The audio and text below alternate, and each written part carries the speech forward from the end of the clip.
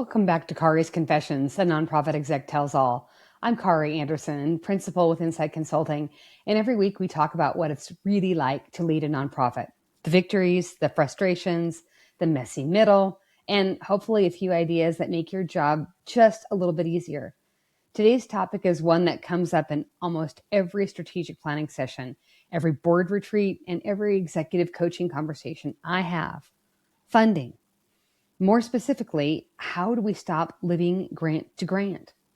Because let's be honest, if you've ever built next year's budget around grants that haven't even been awarded yet, if you've ever had to delay hiring because you're waiting to hear from a foundation, or if you've ever looked at your cash flow spreadsheet at 2 o'clock in the morning wondering how you're going to make payroll, you're not alone.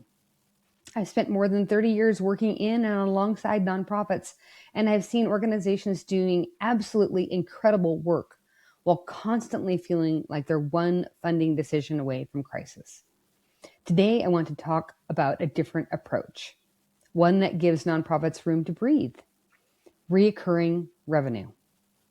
So first, let's just talk about this. Grants aren't the problem.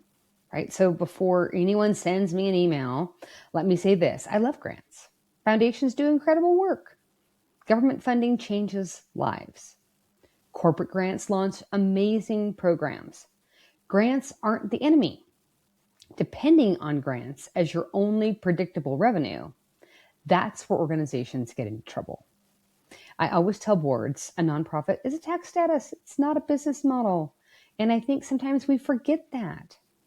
Mission matters, impact matters, but revenue still has to function like a business.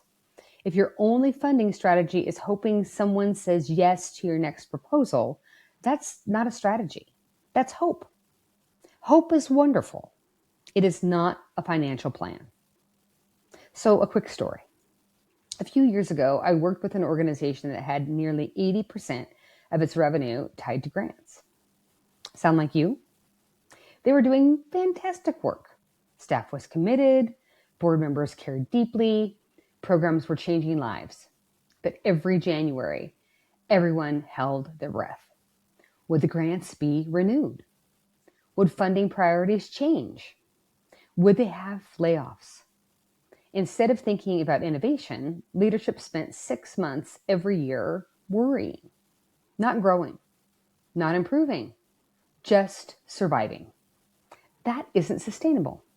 And unfortunately, it's far more common than people realize. So I want to share what recurring revenue really buys you. People often think recurring revenue is about making more money. I actually think it's about buying something much more valuable: options. When you have recurring revenue, you can make thoughtful decisions instead of desperate ones. You can hire with confidence. You can retain good employees. You can invest in technology. You can weather economic downturns. And maybe most importantly, your staff can stop operating in crisis mode. Here's something I've learned after working with hundreds of nonprofits. People don't usually burn out because they work hard. They burn out because they spend years living in uncertainty. Recurring revenue doesn't eliminate stress, but it dramatically reduces unnecessary stress. And I always hear excuses, right, when I talk about this. So whenever I bring this topic up, someone inevitably says, Kari, we love recurring revenue. We just don't have the capacity. I understand. You're already wearing 6 hats. Your development director also runs events. Your executive director is writing grants. Your board treasurer is helping with technology. Everyone is stretched. But here's what I challenge. Recurring revenue isn't another thing to add. It's actually something that replaces a lot of frantic activity over time. Instead of chasing one emergency after another, you begin building systems that work while you're sleeping. And that's an important distinction. We're not trying to work harder. We're trying to work smarter. So I've got some favorite recurring revenue strategies. And here's where to start. Let me give you a few ideas. The first, and probably favorite is monthly giving. I'm amazed at how many organizations have a monthly giving options, but they don't actually have a monthly giving program, right? So the button on your website is not the program. Those are two completely different things. A program has a name. It has a story. It has a purpose. People feel like they're joining something, not just checking another box on a donation page. The second strategy is membership. Now, membership isn't right for everyone, but if your supporters already identify with your mission, think arts organizations, outdoor organizations, advocacy groups, professional associations. Membership creates belonging. People don't stay because of the tote bag. They stay because they feel connected. Another opportunity is building longer-term partnerships with businesses. Instead of asking a company to sponsor one event, ask them to become an annual community partner. Businesses like predictability just as much as nonprofits do. And finally, don't overlook planned giving. I know some of you are thinking, we're too small. Nonsense. You're not. You don't need a complicated planned giving program.